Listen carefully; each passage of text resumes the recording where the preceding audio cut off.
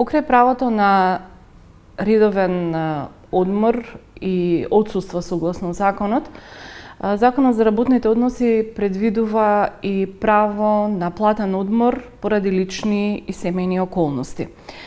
По овој основ, работникот може да искористи најмногу до 7 дена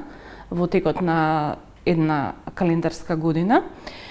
а причините и бројот на деновите за искористување на платениот одмор се содржани во колективните договори, како општиот колективен